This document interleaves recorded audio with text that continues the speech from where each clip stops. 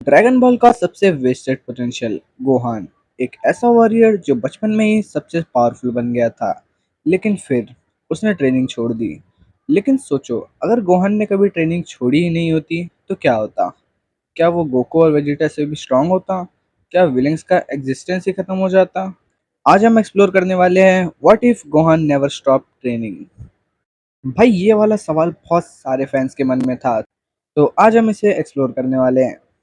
देखो भाई, गोहान अगर चाहता तो वो सबसे ज्यादा स्ट्रॉन्गेस्ट साइयन बन सकता था, क्योंकि भाई लिटरली उसने 10 साल की उम्र में वेजिटा गोकू को एक साथ सरपास कर दिया था जब उसने सुपर साइयन 2 अनलॉक किया था सेल के खिलाफ। और गोहान बचपन से ही अलग था, half Saiyan plus half human, emotions equal to power boost, यानी कि भाई उसके इमोशंस को हर्ट करो और भाई वो बहुत ज्यादा नेक्स्ट लेवल पावरफुल हो जाएगा।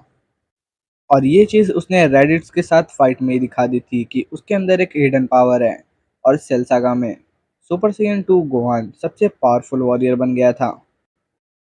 और सेल को डिफीट करने के बाद गोहान ने एक डिसीजन लिया और ट्रेनिंग छोड़ दी। वो फोकस करने लगा स्टडीज और नॉर्मल लाइफ पे, और इसका रिजल्ट था पावर कम हो जाना। जब माजिन बू आया, गोहान स्ट्रांग होने के बाद भी कंसिस्टेंट नहीं था। और अब यहीं से हम एक कहानी में ट्विस्ट लाएंगे, एक अल्टरनेट डिसीजन। अब इमेजिन करो कि सेल सागा के बाद गोहान डिसाइड करता है कि मैं ट्रेनिंग कंटिन्यू करूंगा। गोकू की डेथ के बाद गोहान बन जाता है अर्थ का मेन प्रोडक्टर, और वो ट्रेन करता है पिकलो के साथ और गोकू से गाइडेंस लेते रहता है अदरवर्ल्ड से, और खुद अपनी लिमिट्स ब्रेक करता है। अब वापस से हम माजिन बू सागा की तरफ आते हैं, जहाँ पे भाई इस टाइमलाइन में गोहान ऑलरेडी सुपर स्ट्रांग होता। जब माजिन बू सागा स्टार्ट होता, तब भाई किसी को कोई भी स्ट्रगल नहीं करना पड़ता और ना ही कोई लंबी फाइट होती। गोहान इजीली डबारो को डिफीट कर देता और बाबिडी का प्लान फेल हो जाता। और सबसे इम्पोर्टेंट, माजिन बू कभी अवेकन ही नहीं होता इस यूनिवर्स में। और भाई बू सागा बहुत ज़्यादा छोटा हो जाता। कांस्टेंट ट्रेनिंग के साथ गोहान सिर्फ सुपर साइयन 2 तक नहीं रुकता, वो अचीव करता परफेक्ट किया हुआ अल्टीमेट फॉर्म। और उसकी की और इमोशंस के ऊपर बहुत ज़्यादा बेटर कंट्रोल होता उसका, और बैटल आईक्यू हाई होता। और यहाँ पे गोकू भी एक्सेप्ट करता कि गोहान ने उसे सरपास कर दिया है। लेकिन यहाँ पे एक प्रॉब्लम होती, जब हीरो ज़्यादा स्ट्रांग होता है तो विलेंस भी और डेंजरस आते हैं। इस टाइमलाइन में स्ट्रॉन्गर एनिमीज अपीयर होते, यूनिवर्स लेवल थ्रेट जल्दी आते, लेकिन डिफरेंस होता कि गोहान हमेशा से रेडी होता इस चीज़ के लिए। टूर्नामेंट ऑफ पावर में टीम लीडर गोहान होता, गोकू नहीं।